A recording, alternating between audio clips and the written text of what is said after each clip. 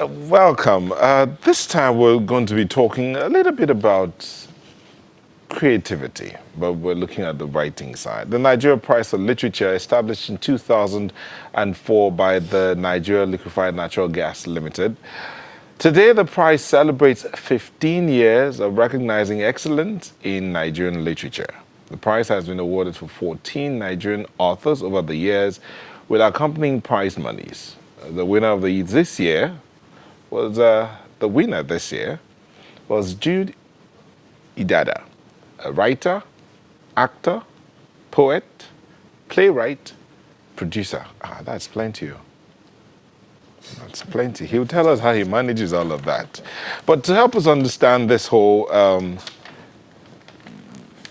thing, we have Professor Ben Elugbe, member of the advisory board of the Nigeria Prize for Literature. Thank you for joining us, Prof. Thank you very much. Beside him is Jude Ijada, winner of the 2019 edition of the Nigeria Prize for Literature. Thank you for having me. And my newfound sister, Ayono Fatai Williams, General Manager, External Relations and Sustainable Development, Nigeria NLNG Limited. Thank you for having me. Welcome. So let me start with Jude. Yeah. So you won. Yes, I did. How did it feel that you won?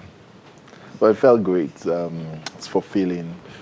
A worthwhile validation that I needed. It has opened doors for me. But if the question is about how I felt right at that moment, it was blank for a minute. And then it hits you and you know you've won. And then you see people cheering. And you know that it's a unanimous win because there's that positive affectation that comes with it. So it was great. It has propelled me. It has kept me awake. I have read to kids. It's an experience that can be quantified by And words. to think that it was a children's book. Yes. And it was about sickle cell too. Sickle cell anemia. So it was a double whammy. Is this your first attempt? No, it's not. Okay. Yes, I have been shortlisted and longlisted before. Oh dear. So, I mean, okay, another nomination, and then you're waiting and waiting. So, would I get it this time? And then the announcement is made. Yes. You got it! Yes. And that's why I say you expect, and then even when you win it, there's that blankness because you are not sure. Was it mine? Who won? I actually asked who won. Was that my name? Exactly. And so yeah, so it's been great so far, and I Congratulations. hope it will be. Now, let's have a copy of the book, please, that won you this award.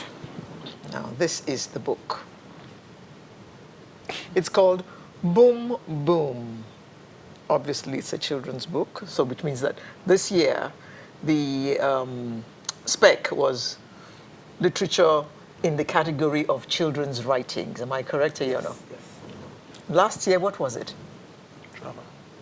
Drama. Drama. Okay, okay. Oh, yes. Your winner 2 years ago passed or something? Yes, sadly. No, So sorry about poetry. that. Sadly. Poetry. That was poetry. Yes. Boom, boom. Wow. Now let's grab a copy of this for my kids. Prof, Okay. you were a member of the advisory board, so you were part of the process that led to this. Tell us what you had to go through to pick this as winning. But the routine is the same every year. For example, this next part of the cycle, which will start in January, we will announce that the next genre is fiction. Okay. And we will advertise and ask people to send in their works, and they will send in. We'll give them about 2-3 months, and then we collect them, and then in the meantime, we will look for and find judges, people who are... Oh, the judges change every year? Of course, yes, Okay. yes. So people who are good, who are experts in fiction, and when we find them, and we close the Call for entries. Yeah. Then we hold a meeting to receive the entries from the secretariat, and the judges will be there. And from then, we sit down with the judges, let them work out a timetable, how you count how many you have. For example, you might, since it's fiction this year, you might have 250, because that's the most popular of the genres. Yeah. Then we try to find out which of them, number one, have been published in the last 4 years, because we don't want things that are that old. Then we find out, we look at the entries, how well produced are these books. Because if your book wins and it's not good enough to put on a shelf, whether in Nigeria or abroad, then it's not worth it. So the quality of the production, note that I draw a distinction between production and publishing. So Okay. it's not how published, but how well produced. Okay. When we start looking at the grammar, all those things, the judges will look at that. That will be the issue of, Sounds very, very rigorous. yeah. Do you prescribe the criteria to them, or do they sit down and determine amongst themselves? They sit down amongst themselves. Okay. But whatever they do, they refer to us so Yes. that we can approve. Okay. Before they go ahead? Yes. Okay, Ayano, what's the inspiration behind sponsoring this thing for 15 years? I think Nigeria LNG is part of our vision. It's not just to be a global LNG company, but we want to help to build a better Nigeria. It's actually stated in our vision statement. And for you to help to build a better nation, you need to touch the things that are the big things. And we want to touch the creativity and the literary side of things. We also have an equivalent for science. Yeah. And this is why we've done this. And with the expertise in which we do things, we've applied that onto the Nigeria Prize for Literature as well. The integrity of the advisory board is key to the sustainability of the prize. So year in, year out, this happens. And in 1 or 2 years where we've not found winners, rather than drop the standard, we believe in excellence. In those years, I think Jude was in one of those years, we plow the money back into some workshop to raise the bar, to Okay. train, and then... To train all of them? Oh yeah, there's the advisory board will look into the list and come up with those they think should be invited, and then a training happens. Wow. And people So compete. it's a win-win thing. It's a win-win thing. Excellence, no dropping of standards. But the question, the other side of it, some would ask is, after they win, what happens to them? Are they like ambassadors of NLNG, or they just get their prize money and that's it for them? No. I mean, that's why he's here this morning. After they win, they become like role models to show that hard work pays, excellence pays. It's possible to come out of Nigeria. And we hope that we put them on a road show. They speak because this year is about children. He's had several sessions with children from different schools.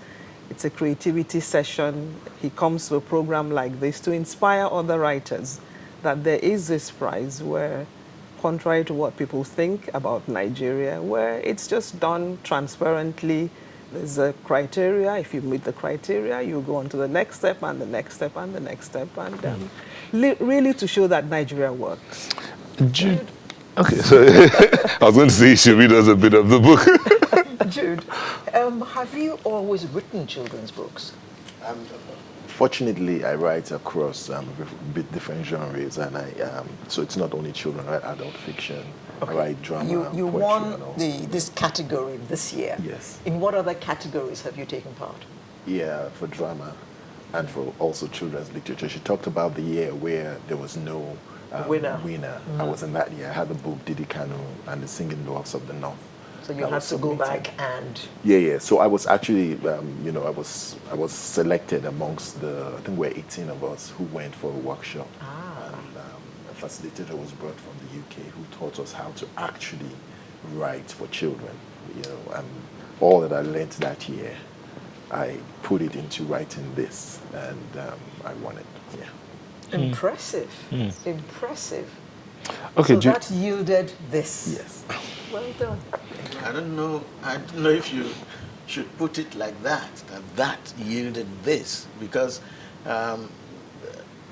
he didn't. I'm sure sit down to say they told me to write X here. No, of course not.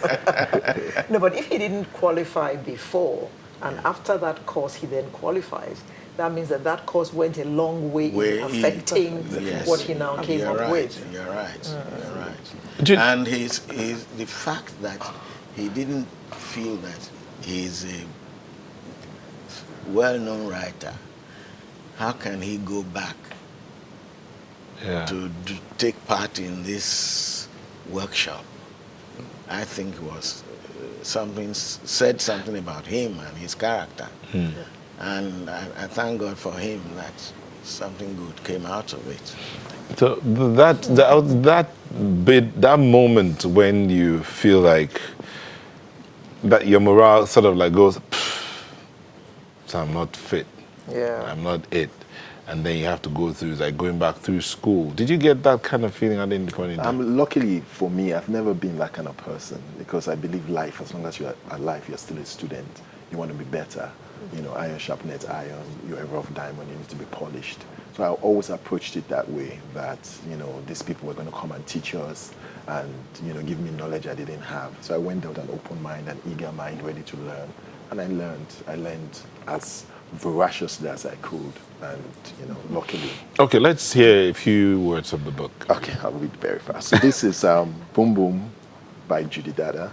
I'm reading from chapter 3. Boom Boom Otherwise is known as myself. I'm reading from chapter 3. Boom Boom is her pet name. I remember how much my mom cried the day she was told that my sister would be like her. My dad didn't cry at all, but his silence was like tears. It was heavy and very sad. I was too young to understand what was wrong at the time, and no one bothered to explain it to me. But the night my mom slept and didn't wake up, she told me that she and my dad should not have had my sister. She said that they should have known better because there was a huge chance that my sister would be born with the same illness that afflicted her, since my dad had the genotype AC and she had the genotype SS. She explained to me what genotype means as she groaned from the pain that made her tremble with heavy beads of sweat on her body. First, she told me about genes. A gene is what determines a characteristic you have. It is like a recipe that makes food come out a certain way, she said. Like a manual that teaches you how to play a video game or build a tree house. Yes, aren't you a brilliant boy? I smiled proudly, and eager to prove that I was even smarter, I asked the question, how do you get genes? She answered without missing a beat. You get your genes from your parents, and it controls how you look, speak, and behave. A genotype is the totality of the genes that is given to you by your parents when you are born. It is like the first birthday gift you ever received. But you get this while you are still inside your mom. So I get a genotype when I was in your tummy? Yes, you did. The AS genotype. AS? Yes. But it is not a bad genotype, even though it is not the most common genotype. What is the most common genotype? AA. How many genotypes are there? There are 7 major types of genotypes. They are AA, AS, AC, SC, CC, S, beta, thalassemia, and SS. The last one is the genotype that causes sickle cell anemia. To write this, Yes. you definitely did a lot of research into the medical side. Yes, I did. What else did you come out with besides just the book? The first off, the inspiration to actually even write about sickle cell anemia. I don't know, will I say, we in theater will call it Deus Ex Machina, like the hand of God. I used that to aptly capture that moment when I decided to write something. It came from somewhere else because I wanted to write about something else, but this thing kept nudging me, go and write about sickle cell, write about sickle cell.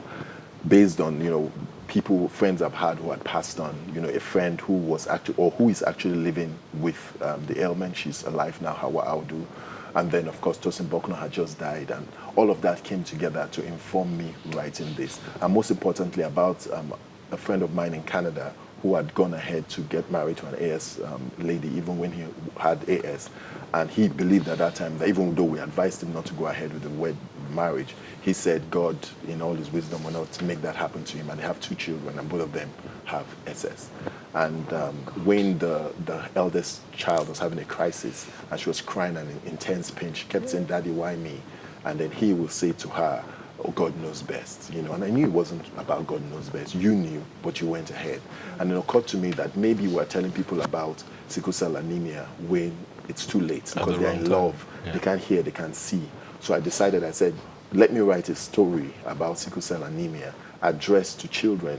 And maybe if those children have this information and it's etched in their brain, maybe by the time they get older, to that age where they can make life-changing or lifetime decisions, they'll have the information they need to make better ones.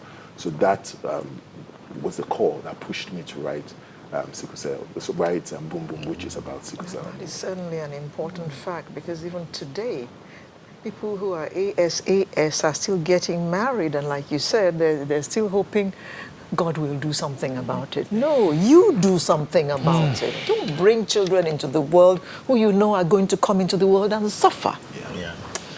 Yeah. And so if they have this information young, as you say, it'll help them as life goes on. Indeed. Well done. Thank you. What's the plan What a for sad the note. future? What's the plan for the prize for Jude? For Or future, the, NLNG. Oh yes, we'll continue to do this. We will. The prize money is $100,000. It's one of the highest prize monies for writing anywhere in the world. Isn't it time to increase it? It was 100,000 when the exchange rate was 180. No. It is still at 100,000 and the exchange rate is 360. It started at 20. It started at 20, then we increased it to 50, then now it's 100, and who knows? Who knows? Might get up to Okay. 150. Who knows? But we'll keep doing this. We'll Okay. keep doing this. We're in business for the long term, and as long as we're in business for the long term, we believe that this is for the long term. All right, thank you so much. Congratulations Yes, Paul. again, Jude. May I point out that the cycle contains 4 genres. You've fiction, you've poetry, you've drama, and then children's literature. And there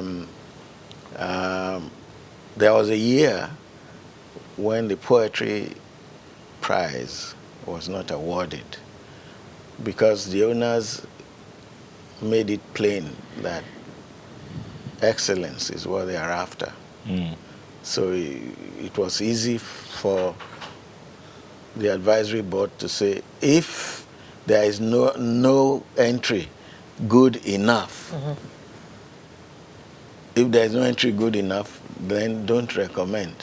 All right. So Thank you, in Prof. 2009, there was no recommendation, and the money was also fed back to into a workshop. creative, this time, a workshop on creative writing. Okay. Prof, we really have to go right now. Thank Okay. you so much. Professor Ben Ilugbe, Member Advisory Board. Mrs. Ayon of Otai Williams, General Manager, External Relations and Sustainable Development, and Mr. Judy Dada, winner 2019 edition of Nigeria Prize for Literature. Thank you all. And we wish you well with your book. Thank you. Thank you, Prof. Thank you. Thanks a lot. What's your young fee? So, Sunrise will be back in a moment. Please stay with us.